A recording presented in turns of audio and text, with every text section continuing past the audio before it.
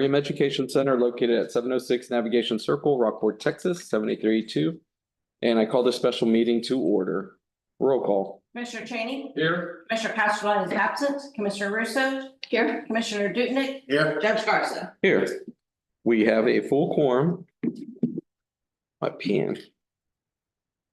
Anybody sign up to talk? No. Mike, you want to talk? No. Don't get him started. We don't have a full quorum. I'm sorry. We're missing one, but we do have a quorum. Item number 1. I move to approve the renewal of property and mobile insurance to include windstorm for the period of March the 3rd, 2025 to March the 2nd, 2026, and authorize the county auditor to pay the premium. Second. We've got a motion and a second. Commissioners, you'll have time to review everything, and do you have any questions? At it last night after we got back, but Blake's here, and so. Do you want to give us a little overview? It was kind of complicated. I couldn't quite figure out where the different numbers came from, but Okay, I mean, we don't have many choices. correct. You're right. Yes. So we'll talk about the insurance marketplace as a whole, Sorry. oh, I'm sorry, Blake McDavid, GSM Insurers. Address. Rockport, Texas. Okay, you guys. Okay, so the insurance marketplace from last year to this year has trended, I will say better. It's stabilized a little bit, so last year we didn't have really, we had one option and it was a unique option. I'll say that, we have 2 options this year. The marketplace again has trended a little better. It's fragile. There are more players that are willing to play in the space. I will not say that it's gotten cheaper by any means. It just means that there are more players willing to enter the space. And I think that stabilization, the insurance carriers feel that they're profitable again in the area and or in cat-driven areas, I should say. I don't know that leads to cheaper premiums next year. But it did lead to more players willing to look at coastal properties and properties like ours. So the option 2, I believe, if I'm ready to look on. Option 1, I apologize, is a private insurance carrier option that does not involve TWIA. Option 2 is really similar to what we had last year, which is a private insurance carrier for the fire and all other property. It did not include windstorm. And then you have TWIA options for the primary windstorm. The unique situation we have with TWIA is that we lack some of the certifications that would otherwise be necessary to get quotes on all buildings. So they had a unique way of modeling and requiring their method of identification of buildings, I guess. And Jackie did a ton of work to get that together. And it still was not what they were looking for. And so because that's not the common method of TWIA doing that, they're building that as they go. So it's kind of a back and forth there. So what you see here is not a full quote from TWIA on all of our buildings. It's only 12 buildings. So it would require more work from Jackie's office and our office. And we would still be doing it in a unique way because we lack some of the certifications for our buildings necessary to be in TWIA's program. So the number you see on the option 2 at the bottom, it's not complete. We would still need a lot of items really to get that to a complete option. So it's not full. If we want to go that way, we have a lot of work to do, and I can speculate where the cost will be. Higher. Well, and I will add also, there are buildings that would never. Correct. Because we don't have the WPIA on it. TWIA was very generous and covered us for 2 years without all this documentation, but they're wanting it now. And so we would never be fully covered if we went with option 2. And option 1 looks good. I'm just wondering, where we have Commissioners Court and District Court and that now, do we have to insure those buildings even though we're leasing them from someone else? We do not insure them, we insure the contents. Right. Okay, And we have that already on our insurance, we've added all of that, so. so all of the leased properties we have, including what used to be Castaways over there in Church, Yes, we don't have to insure those. no. Not the structures. Just contents. But the contents of, And we yeah. also have in the storage buildings where we all got stuff stored, those are all, the contents is also covered. Okay. And what about the new courthouse? They are working on quotes for that. Okay, but this does not include. This does not include the new This courthouse, one for the community building. correct? They're working on getting us, in fact, I sent Pam the temporary certificate of occupancy. Yeah. She's working on trying to get a premium for that one. I did get a premium for that one last Oh. night. It's not included in here. But that is a great point that you guys made. So on top of everything else that we were dealing with, and TWIA did, in a time where we didn't have an option really, that was a huge, very gracious thing that they did. You guys also moved to a bunch of different offices. So it was a tremendous amount of work on the auditor's part. I mean, it was a lot to make sure that we got those buildings added and all that kind of stuff and the contents added necessary. The community center could not be added on option 2 because the TWIA has to have a certificate of occupancy. So under that option, but we got to wait for that. Option 1, they're willing to add it. We just got the premium for it last night and I don't have it exact, but it's about $17,000 to add the 4,200 square foot building at 1.8 million in value, I believe. Yeah, I think that's what they were. Right around there. I could be off a little bit there. And that would be in addition to what we see here. This option also is, if you saw the model within your package, it's a layered option. So no single carrier is willing to take on the entire amount of value that we have this close to the coast. And that is very common. We see it all the time. And we see it more and more now.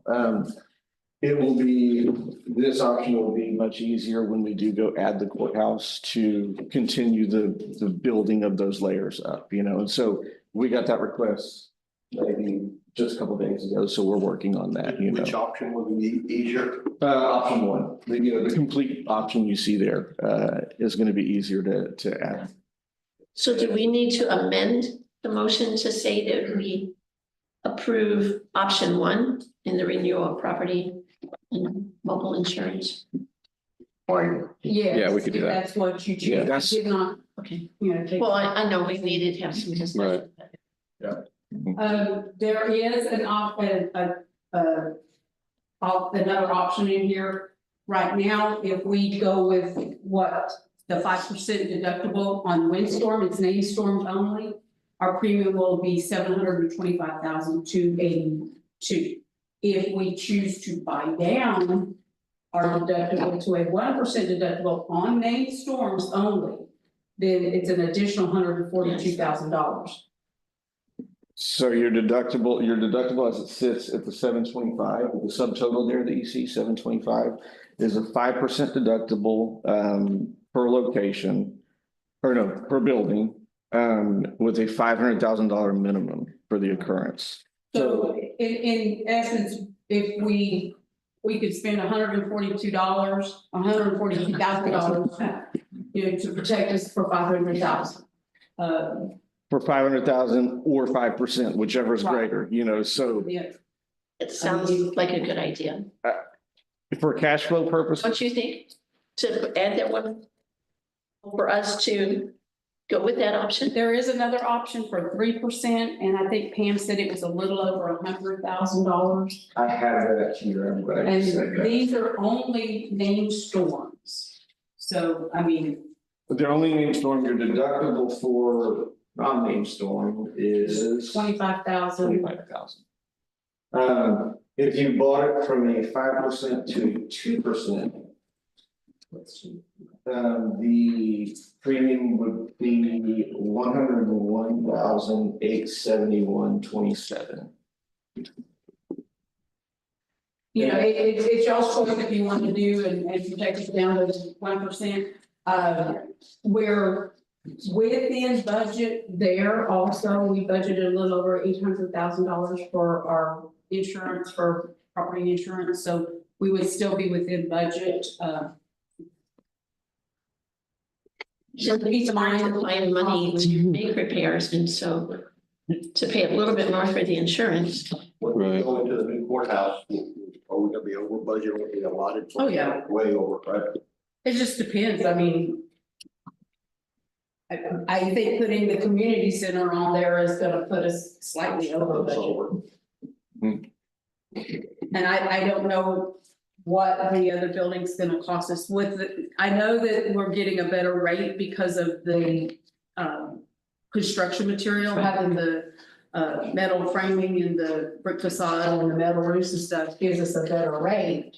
But I don't know what the house is gonna be. Mark, you don't have ballpark?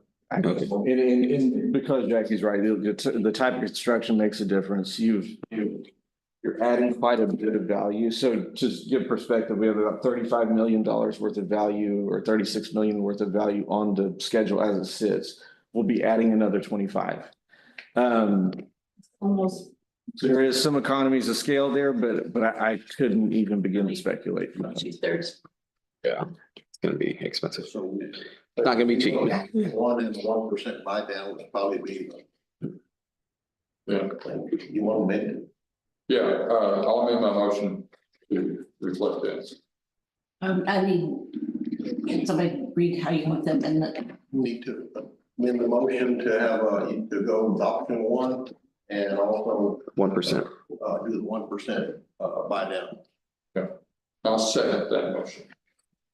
Included in here as well, I forgot to mention, because we were talking about property, is your mobile equipment Yes. renewal as well. Yes. It remained the same. I believe Jackie had again go over the schedule.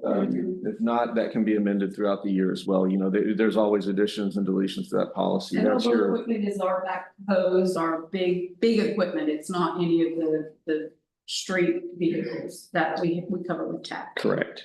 So this is all of our big, heavy equipment. What about the emergency light trailers that we bought with ARPA? But those mobile equipment. Yes. They may be on TAP Okay, because we could cover trailers on If TAP. they're licensed for the roads, it's probably under. It could certainly fall under either one. We just need to make sure that it's But at they- least under one. We haven't used them. Well, you know, from going through the experience of a major storm and the damage that it did, everything. You know, if we don't have good reserves, we're screwed anyway. But I think that the insurance that we had before certainly could have been improved, but for the most part, it really functioned quite well, I think. And you know, though we made some errors along the way, I think stand with what we had and improve as we need to. I think that's necessary. And I think Commissioner Duknick, his motion is exactly right. I call the question. I was just gonna make a comment. It's the world we live in. Insurance is not cheap. It's a lot of money, but thank you, Mr. McDavid, for bringing these numbers, and thank God we have options this year, because the last 2 years we didn't have any options. We had to go with TWIA, and you know, I was losing sleep because we weren't completely covered. I mean, so we'll call the question and go ahead and vote. Thank you. Commissioner Cheney, Aye. Commissioner Russo, Aye. Commissioner Dutnick, Aye. Judge Garner. All right, passes 4-0. Thank you. thank you. Like, I'm going to strike item 2, 3, and 4. And we will revisit these items on Monday. I'll have to call another special meeting. I apologize, commissioners. Item number 5. they move to approve awarding the bid for architectural services for the Aransas County Highway Project, RFQ number 2025-201 to Garza Baumberger and Associates. Second. Got a motion, a second? And they're no relation to me, just like, that's out there. No relation. Commissioner Cheney, Aye. Commissioner Russo, I could say a little bit Yep. before we vote, I'm sorry. I was part of that meeting, and we also had Dr. Chris Mace, who is the president of the Friends of the Aquarium, participate. You couldn't be here today. He wanted to be. He's in Washington, DC. And Al participated and Keith Barrett participated. And across the board, I believe ours has stood out as the top choice. They also were the firm that worked on the Texas State Aquarium, and then the addition to the Texas State Aquarium, the Caribbean Journey or whatever. So a very good firm and close enough. All right. Commissioner Cheney. Aye. Commissioner Russo. Aye. Commissioner Dukenyak. Aye. Judge Garza. Aye. Passes. Awesome. One step closer. Item number 6. I move to approve the appointment of Shelley Stewart to the Aransas Pathway Steering Committee. I'll second that. Got a motion and a second? And what I would mention is, this is basically trying to make it a Chamber of Commerce position. The person who was on the steering committee, Alyssa Messingale, moved back to her home in Lufkin, which then opened up that slot. We think it's critically important to have someone from the Chamber of Commerce on that committee, and so Shelley is going to serve in that. Sounds good. Commissioner Cheney. Aye. Commissioner Russo. Aye. Commissioner Dukenyak. Aye. Judge Garza. Aye, passes 4-0 and entertain motion to adjourn. I move to adjourn. Commissioner Cheney. Aye. Commissioner Russo. Aye. Commissioner Dukenyak. Aye. Judge Garza.